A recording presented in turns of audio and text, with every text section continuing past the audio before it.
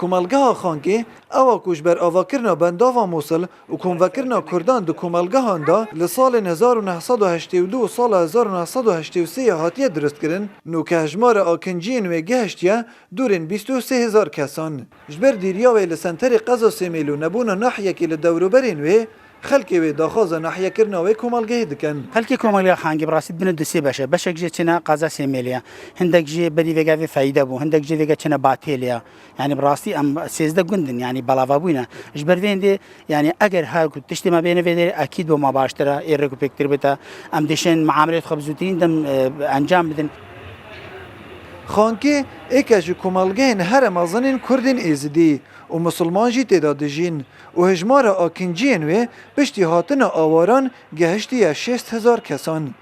Lew beşek ji karobarên fermî û îdariyên xelkê vê komelgehê li senterê qeza Semêlê nûke dihêne bi rêvebirin. پارێزگەها دووکێژی پەسەنداوێ چەندەیە کری و بابەتی نوکە وەزارەتە ناوخۆ یل بنگەگەشە و وەکیل بێژن دیڕاستکردنا شلای وەزارەتە ناوخۆڤە ومێداوەرین کو بزیترین وەخت ئەف داخوازە بێتە چارەسەرکردن دا هەمشێن پتر خزمەتە هەوڵاتی توێ دەبەرێ بکەین. پێشتر دوو جاران bi fermî daxwaza nahiyekirina komelgeha xankê hatiye kirin û nûke civata parêzgeha Duhok hewlên xwe ê xistîne ger.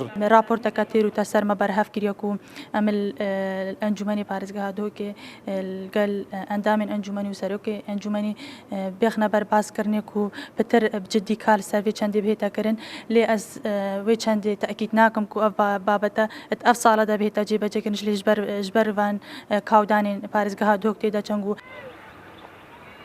Xankê dûrên 15 kilometran ji senterê qeza Semêl dîre. 13 gund li dewroberên wê jî hene. Di van du mahiya da gelek bajêr û deveran daxwaza parêzgehbûn û qezabûnê kir. Belê xelkê komelgeha Xankê nahiyebûna Xankê ji wan hemiya fertir dibînin. Çunkî bû raperandina karobarên xwe yên fermî ew neçarin senterê qezayê ra derbas bibin ta wekû bigehne nahiyeka dîtir. Yusuf Ehmed Rodaw, komelgeha Xankê.